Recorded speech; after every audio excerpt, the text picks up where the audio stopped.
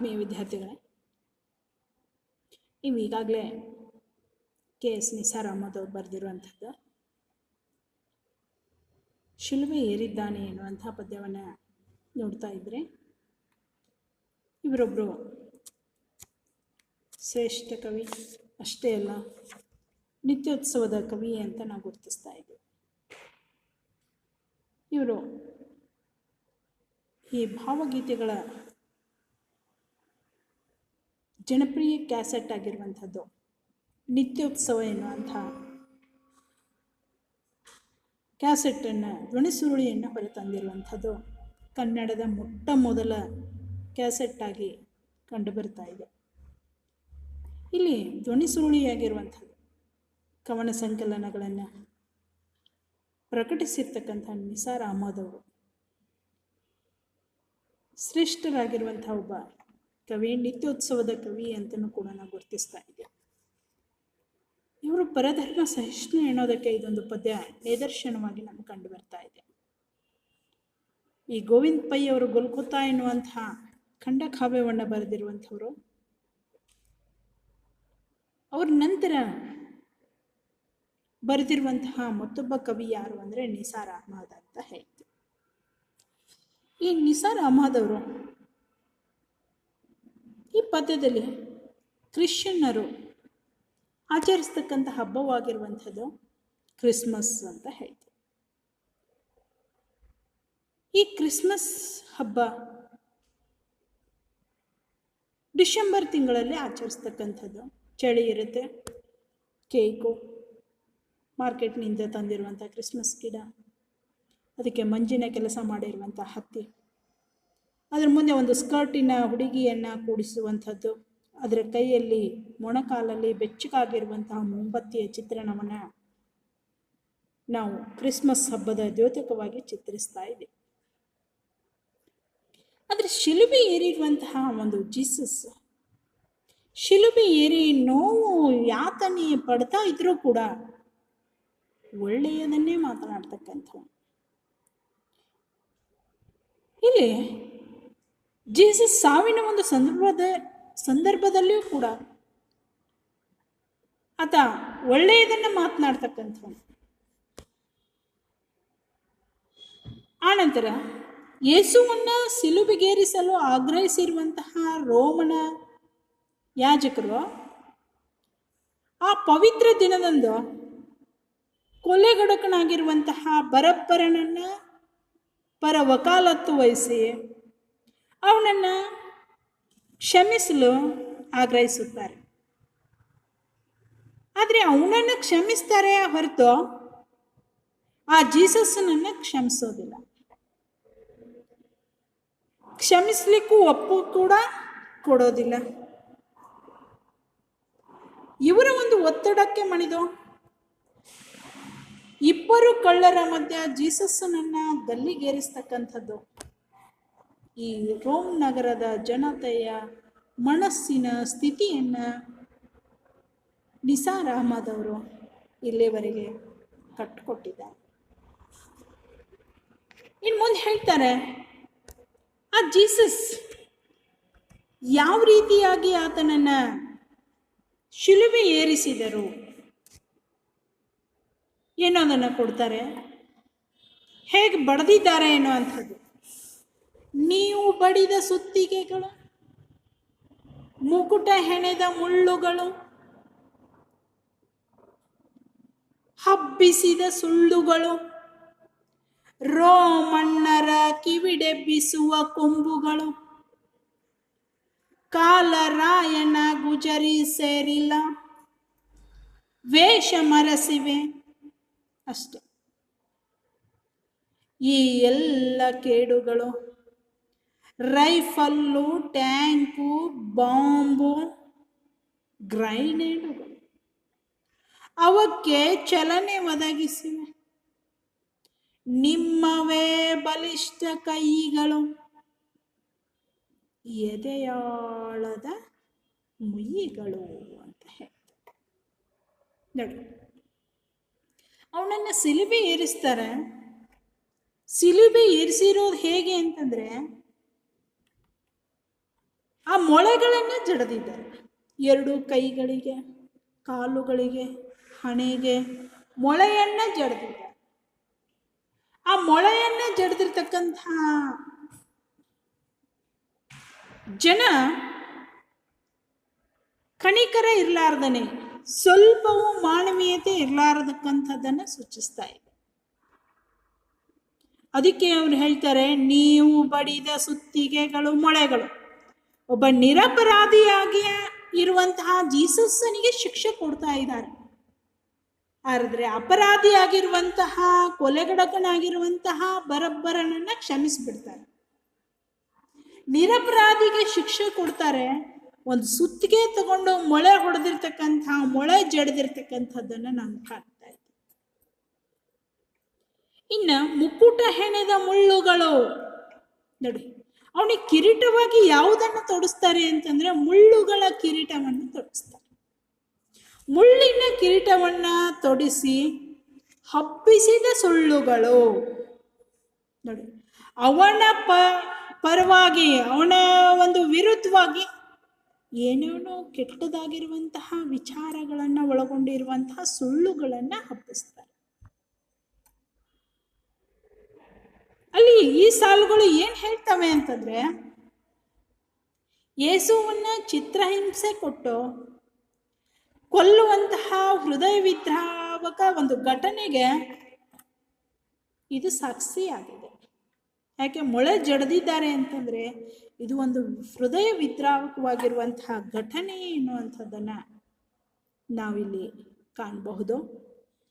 ಜೀಸಸ್ನನ್ನು ಸಿಲುಬೆಗೇರಿಸಿ ಮೊಳೆ ಹೊಡೆಯುವಂಥದ್ದು ಅಥವಾ ಮೊಳೆ ಬಡಿಯುವಂಥದ್ದು ಅಷ್ಟೇ ಅಲ್ಲ, ಕಿರೀಟವನ್ನು ತೊಡಿಸಿದ್ದಾರೆ. ಕಿರೀಟ ಎಂತ ತೊಡಿಸಿ ಅವಮಾನ ಮಾಡ್ತಾ ಇದ್ದಾರೆ ಅಂದ್ರೆ, ಈ ಮುಳ್ಳಿನ ಕಿರೀಟವನ್ನು ತೊಡಿಸಿ, ಮುಳ್ಳಿನ ಕಿರೀಟವನ್ನು ತೊಡಿಸಿ ಅವಮಾನ ಮಾಡುವಂತಹ ಕರುಣಾಜನಕವಾದಂತಹ ಸಂದರ್ಭವನ್ನ ಕವಿ ಇಲ್ಲಿ ಪದ್ಯದಲ್ಲಿ ಚಿತ್ರಿಸಿರೋದನ್ನ ಕಾಣ್ಬೋದು. ಮೊಳೆ ಹೊಡೆಯುವಂತಹ ಹೃದಯ ವಿದ್ರಾವಕ ಘಟನೆ, ಮುಳ್ಳಿನ ಕಿರೀಟವನ್ನು ಹಾಕ್ತಕ್ಕಂತಹ ಒಂದು ಕರುಣಾಜನಕ ಚಿತ್ರಣವನ್ನ ಕವಿ ಇಲ್ಲಿ ಕಟ್ಟಿಕೊಟ್ಟಿರುವಂಥದ್ದು ಕಣ್ಣೆದುರಿಗೆ ಬಂದು ನಿಲ್ಲುವಂತಹ ಚಿತ್ರಣವಾಗಿದೆ ಈ ಒಂದು ಶಿಲುಬೆ ಏರಿಸುವಂತಹ ಸಂದರ್ಭ. ಇಷ್ಟೇ ಮಾಡಿದ್ರೆ ಸುಮ್ಮನೆ ಇರ್ತಾ ಇತ್ತು, ಮತ್ತೆ ಅವನ ಒಂದು ವಿರುದ್ಧವಾಗಿ ಅನೇಕ ಸುಳ್ಳುಗಳನ್ನು ಹಬ್ಬಿಸ್ತಾರೆ.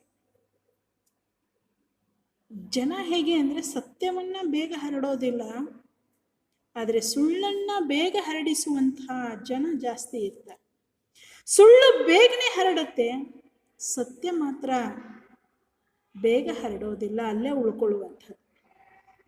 ಹಾಗೆ ಇವನು ವಿರುದ್ಧವಾಗಿ ಅನೇಕ ಸುಳ್ಳುಗಳನ್ನು ಹಬ್ಬಿಸ್ತಾರೆ.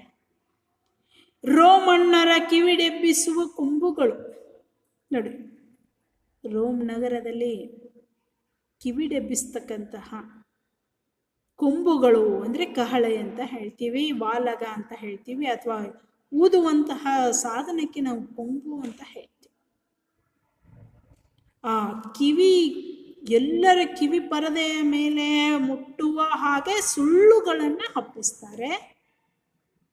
ಆ ಯೇಸು ಕೆಟ್ಟವನು, ಸುಳ್ಳನ್ನ ಸಾರುವಂಥವನು, ಆತನು ಒಬ್ಬ ಕ್ರೂರಿ, ಆತ ಮೋಸಗಾರ ಎನ್ನುವಂತಹ ಸುಳ್ಳನ್ನ ಊರಿನ ತುಂಬೆಲ್ಲ ಹಬ್ಬಿಸ್ತಾರೆ. ಅದಕ್ಕೆ ಹೇಳ್ತಾರೆ, ಕಾಲರಾಯನ ಗುಜರಿ ಸೇರಿಲ್ಲ, ವೇಷ ಮರಸಿವೆ ಅಷ್ಟೇ ಈ ಎಲ್ಲ ಕೇಡುಗಳು. ನೋಡಿ, ಇದನ್ನ ಹೇಗೆ ಹೇಳ್ತಾರೆ ಅಂತಂದ್ರೆ, ಇವತ್ತಿನ ದಿನದಲ್ಲೂ ಕೂಡ ಇಂತಹ ಒಂದು ಘಟನೆಗಳು ನಡೀತಾ ಇದ್ದಾವೆ. ಆಧುನಿಕ ಒಂದು ಕಾಲದಲ್ಲಿ, ಯುಗದಲ್ಲಿಯೂ ಕೂಡ ಇಂತಹ ಘಟನೆಗಳು ಸಂಭವಿಸ್ತಾ ಇದ್ದಾವೆ ಎನ್ನುವಂಥದ್ದು. ಇವು ಕಾಲರಾಯನ ಗುಜರಿ ಸೇರಿಲ್ಲ, ಇವು ಕೊನೆ ಅನ್ನೋದೇ ಇಲ್ಲ, ಇವತ್ತಿನ ದಿವಸದಲ್ಲಿಯೂ ಕೂಡ ನಡೀತಾ ಇದ್ದಾವೆ ಅಂತ ಹೇಳ್ತಾರೆ. ಆದ್ರೆ ನಡೀತಾ ಇದ್ದಾವೆ ಅಂದ್ರೆ ಹೆಂಗ್ ನಡೀತಾವೆ ಅಂತಂದ್ರೆ, ವೇಷ ಮರೆಸಿವೆ ಅಷ್ಟೇ, ಸ್ಥಿತಿಗತಿಗಳನ್ನ ಬದಲಿಸಿದಾವೆ, ಕೊಲ್ಲುವಂತಹ ರೀತಿ ಬದಲಿಸಿದ್ದಾವೆ, ಮೋಸ ಮಾಡುವಂತಹ ಅಥವಾ ಅವರನ್ನು ಕೊನೆಗೊಳಿಸುವಂತಹ ರೀತಿ ಬದಲಾಗಿದ್ದಾವೆ ಹೊರತು ಇಂತಹ ಒಂದು ಘಟನೆಗಳು, ಹೃದಯ ವಿದ್ರಾವಕ ಘಟನೆಗಳು ಇನ್ನೂ ಕೂಡ ನಿಂತಿಲ್ಲ ಎನ್ನುವುದನ್ನು ಹೇಳ್ತಾರೆ. ಇವತ್ತು ನಡೀತಾ ಇದ್ದಾವೆ, ಬೇರೆ ರೀತಿಯಲ್ಲಿ, ಬೇರೆಯಾದಂತಹ ಒಂದು ಸ್ಥಿತಿಯಲ್ಲಿ ಅವು ನಡೀತಾ ಇದ್ದಾವೆ ಅಂತ ಹೇಳ್ತಾರೆ. ಅದಕ್ಕೆ ವೇಷ ಮರೆಸಿಕೊಂಡಿದ್ದಾವೆ ಅಷ್ಟೇ, ಆದರೆ ಅವು ಇದ್ದೇ ಇದ್ದಾವೆ. ಕ್ರೌರ್ಯಗಳಿದ್ದಾವೆ, ದೌರ್ಜನ್ಯ ಇದೆ, ದಬ್ಬಾಳಿಕೆಗಳು ಇವತ್ತಿನ ದಿವಸಲ್ಲೂ ಕೂಡ ಪ್ರಚಲಿತವಾಗಿದ್ದಾವೆ ಎನ್ನುವುದಕ್ಕೆ ಈ ಜೀಸಸ್ನ ಒಂದು ಪದ್ಯ ಒಂದು ಉದಾಹರಣೆ ಎನ್ನುವಂಥದ್ದು. ಇದು ಆದಿ ಕಾಲದಲ್ಲಿ ಆಗಿ ಹೋಗಿರಬಹುದು, ಆದರೆ ಇವತ್ತಿನ ದಿವಸ ಈ ಒಂದು ವರ್ತಮಾನ ಕಾಲದಲ್ಲಿ ಇಂತಹ ಘಟನೆಗಳು, ದೌರ್ಜನ್ಯ, ದಬ್ಬಾಳಿಕೆ, ಮೋಸ, ವಂಚನೆ ಇನ್ನೂವರೆಗೂ ಕೂಡ ನಿಂತಿಲ್ಲ ಎನ್ನುವಂಥ ಸಂದೇಶವನ್ನು KS ನಿಸಾರ್ ಅಹಮದ್ ಅವರು ಹೇಳಲಿಕ್ಕೆ ಈ ಪದ್ಯದಲ್ಲಿ ಇಷ್ಟಪಡ್ತಾರೆ. ಈ ಎಲ್ಲ ಕೇಳುಗಳು, ಆದರೆ ರೈಫಲ್ಲು, ಟ್ಯಾಂಕು, ಬಾಂಬು, ಗ್ರೈನೇಡುಗಳು ಅವಕ್ಕೆ ಚಲನೆ ಒದಗಿಸಿವೆ. ನೋಡಿ ಅಲ್ಲಿ ಕೊಡ್ತಾನೆ, ಹಿಂದೆ ಏನಿತ್ತು, ಚಾಕು, ಚೂರಿ, ಮಚ್ಚು ಎನ್ನುವಂಥ, ರಾಡು ಎನ್ನುವಂಥದ್ದು, ಗಲ್ಲಿಗೆ ಏರಿಸ್ತಕ್ಕಂಥದ್ದು, ಸಿಲುಬೆ ಏರಿಸುವಂತಹ ಶಿಕ್ಷೆಯನ್ನು ಕೊಡ್ತಾ ಇತ್ತು. ಆದರೆ ಇವತ್ತಿನ ದಿವಸ ಅವು ವೇಷ ಮರೆಸಿಕೊಂಡು ಜನರನ್ನು ಹೇಗೆ ಕೊಲ್ತಾ ಇದ್ದಾರೆ, ಹೇಗೆ ನಾಶ ಮಾಡ್ತಾರೆ, ಹೇಗೆ ಅಂತ್ಯವನ್ನು ಕಾಣಿಸ್ತಾರೆ ಅಂದರೆ ರೈಫಲ್ಲುಗಳ ಮೂಲಕ. ಪಿಸ್ತೂಲು ಇರ್ಬೋದು, ಟ್ಯಾಂಕು ಇರ್ಬೋದು, ಬಾಂಬ್ ಇರ್ಬೋದು, ಆದರೆ ಗ್ರೈನೇಡುಗಳು ಇರ್ಬೋದು, ಅವಕ್ಕೆ ಚಲನೆ ಒದಗಿಸಿರುವಂಥದ್ದು. ಯಾಕೆಂದರೆ ನಾವು ಹೇಳ್ತೀವಿ, ಕೈಲಾಗದವನು ಮೈ ಪರಿಚಿಕೊಂಡ ಅಂತ ಹೇಳ್ತಾರೆ. ಹಾಗೆ ಎದುರಿಗೆ ನಾವು ಅವರನ್ನು ಹಿಂಸೆ ಮಾಡೋದು ಅಥವಾ ಶಿಕ್ಷೆ ಕೊಡ್ಲಿಕ್ಕಾಗಲಿಲ್ಲ ಅಂತಂದರೆ ಬೇರೆದಾದಂತಹ ವಾಮ ಮಾರ್ಗದಿಂದ, ಆ ವಾಮ ಮಾರ್ಗದ ಮೂಲಕ ಜನರನ್ನು ನಾಶ ಮಾಡುವಂತಹ ಒಂದು ಇವತ್ತಿನ ಆಧುನಿಕ ಯುಗದಲ್ಲಿ ವ್ಯವಸ್ಥೆಯಲ್ಲಿ ಈ ಎಲ್ಲ ಸಾಧನಗಳು ಕಂಡುಬರ್ತವೆ.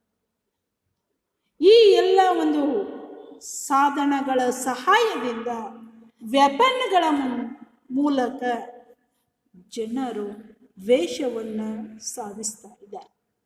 ಆ ವೆಪನ್ಗಳು ಯಾವುವು ಅಂತಂದರೆ ರೈಫಲ್ ಇರ್ಬೋದು. ಇವತ್ತು ನಾನಾ ರೀತಿಯಾದಂತಹ ರೈಫಲ್ಗಳು ಬಂದಿದ್ದಾವೆ, ಅವುಗಳ ಮೇಲೆ ನಂಬರ್ಗಳು ಕೂಡ ಇರ್ತವೆ. ಭಯಂಕರವಾಗಿರುವಂತಹ ಒಂದು ರೈಫಲ್ಗಳು, ಟ್ಯಾಂಕ್ ಬಂದಿದ್ದಾವೆ, ಬಾಂಬುಗಳಿದ್ದಾವೆ. ದೂರದಲ್ಲಿ ನಿಂತ್ಕೊಂಡು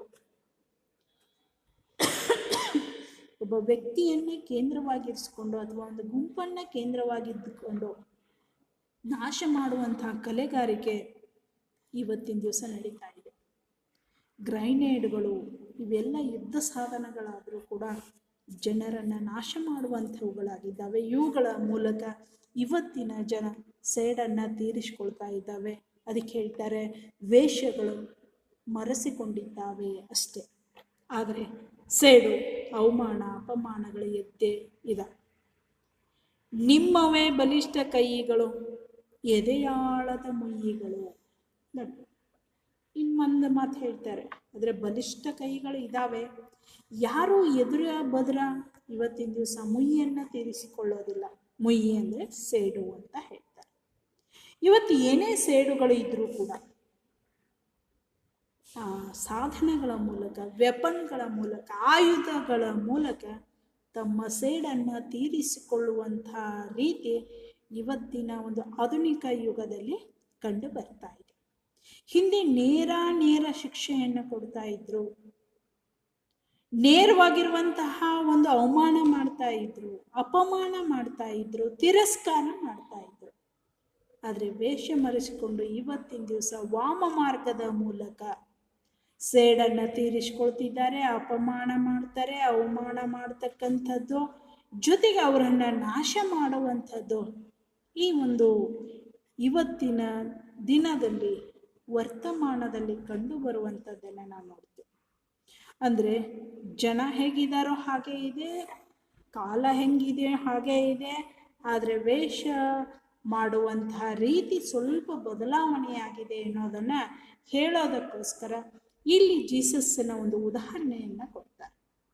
ಆ ಜೀಸಸ್ಸನಿಗೆ ನೇರವಾಗಿ ಸುತ್ತಿಗೆಯಿಂದ ಮೊಳೆಗಳನ್ನು ಹೊಡೆದು ಶಿಲುಬೆ ಏರಿಸಿ, ಆ ಶಿಲುಬೆ ಏರಿದಂತಹ ಜೀಸಸ್ಗೆ ಮುಳ್ಳಿನ ಕಿರೀಟವನ್ನು ಇಟ್ಟು ಅಪಮಾನ ಮಾಡ್ತಕ್ಕಂಥದ್ದು, ಶಿಲುಬೆ ಏರಿಸುವಾಗ ಎಡಕ್ಕೊಬ್ಬ ಬಲಕ್ಕೊಬ್ಬನನ್ನು ಇಟ್ಟು ಸನ್ಮಾನಿಸ್ತಕ್ಕಂಥದ್ದು, ಅವನಿ ಎದುರಿಗೆ ಬರಬ್ಬರನಾಗಿರುವಂತಹ ಕೊಲೆಗಡಕನಿಗೆ ನ್ಯಾಯ ಒದಗಿಸಿಕೊಡ್ತಕ್ಕಂಥದ್ದು, ಇಂತಹ ಎಲ್ಲ ಹೇಯ ಕೃತ್ಯಗಳನ್ನು ನೋಡಿದರೂ ಕೂಡ ಆ ಜೀಸಸ್ ಒಳ್ಳೆಯ ಮಾತುಗಳನ್ನು ಆಡ್ತಕ್ಕಂಥದ್ದು, ಅವನ ಒಂದು ಮಹತ್ತರವಾದಂತಹ ಗುಣವನ್ನು ನಾವು ಇಲ್ಲಿ ನೆನಪಿಸ್ಕೊಳ್ಬೇಕಾಗಿರುವಂಥದ್ದು ಅಗತ್ಯವಾಗಿದೆ.